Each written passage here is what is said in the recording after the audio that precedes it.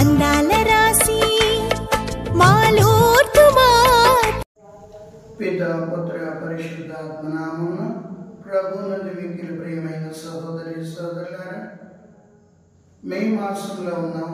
మరి ముఖ్యంగా శనివారం మరియ తల్లి బిరుదుల్లో ఒక బిరుదును ధ్యానిద్దాం. అదేమనగా మంచి ఆలోచన యొక్క మాత. మంచి ఆలోచన యొక్క మాత అనే బిరుదు 1634 ఏప్రిల్ 17వ తారీఖున ఈ మంచి ఆలోచన యొక్క మాత అనే బిరుదును 2వ పాల్ పాప గారు మరియ తల్లికి సమర్పించి ఉన్నారు.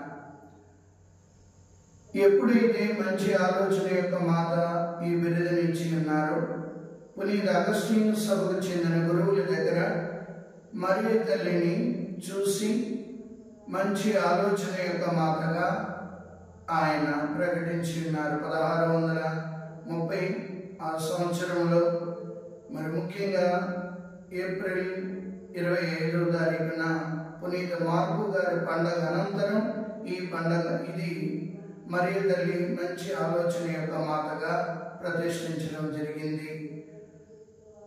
1637లో మరి ముఖ్యంగా ఉర్బానియా 8వ ఉర్బానియా పాప గారు, ఆ తర్వాత 9వ భక్తినాథ పాప గారు, వీరందరూ కూడా మరియ తల్లికి ఇచ్చిన బిరుదును మరియ తల్లి మంచి ఆలోచన యొక్క మాతగా ఆ అమ్మ అద్భుతాలు చేయడం చూసి ఆ మరియ తల్లికి సమర్పించి ఉన్నారు.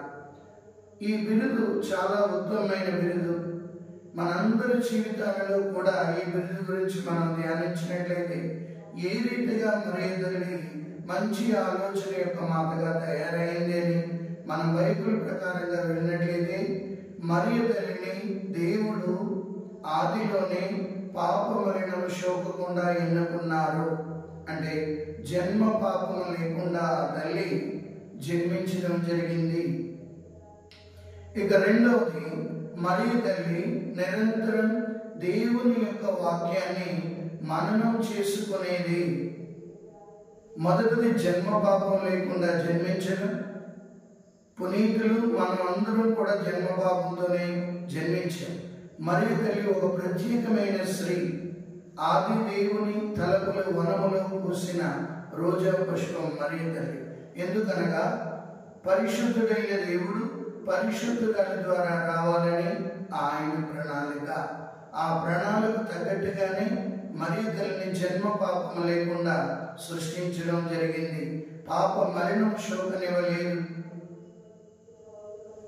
ఇక రెండవది, మరియ తల్లి చిన్ననాటి నుండి దైవ వాక్యాన్ని పారాయణం చేసేది.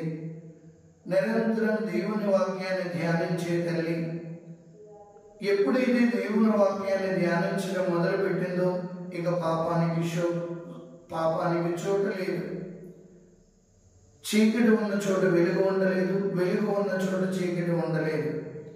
ఇక మూడవది, మరియ తల్లి దేవునికి తల్లిగా నిలబడ్డది కాబట్టి ఆ తల్లి జీవితం నిర్మలం, నిష్కలంక.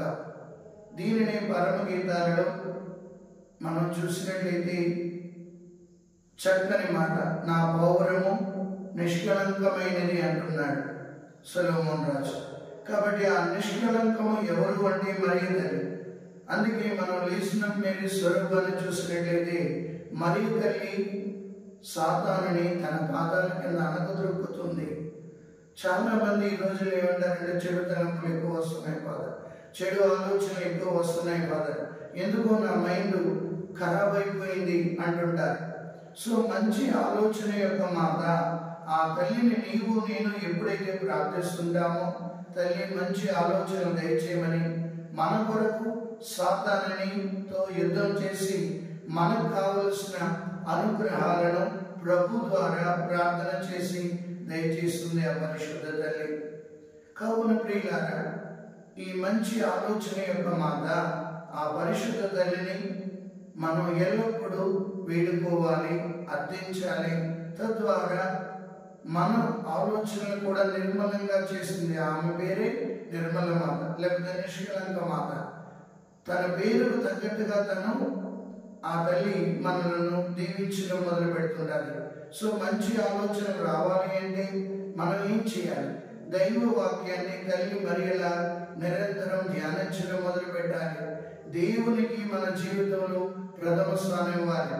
మత్తయి శుభవార్త 6వ అధ్యాయం 33వ వచనం, మొదట ఆయన రాజ్యమును నీతిని వెతుకుడు, తరువాత మీకు అన్ని వసుగుబడును. నిజమే. మరి ఈ మే నెలలో ఉన్న మనం ప్రతిరోజు జపమాలను జపిస్తూ మన ఆలోచనలు శుద్ధి చేసుకోవడానికి, మన మనస్సును నిర్మలం చేసుకోవడానికి, మన జీవితాలు పావనం చేసుకోవడానికి జపమాలను జపించగలుగుతున్నామా? జపమాలని పూమాల మరియ తల్లికి సమర్పించగలుగుతున్నామా? ఆ మంచి ఆలోచన యొక్క మాట మన జీవితాలలో నిత్యము తోడై ఉండాలని ప్రార్థిద్దాం. ఆ మంచి ఆలోచన యొక్క మాట మనందరికీ మంచి ఆలోచన ఇచ్చి దేవునికి ప్రీతికరమైన బిడ్డలుగా చేయమని ప్రార్థిద్దాం. పితా, పుత్ర, పరిశుద్ధాత్మ నామమున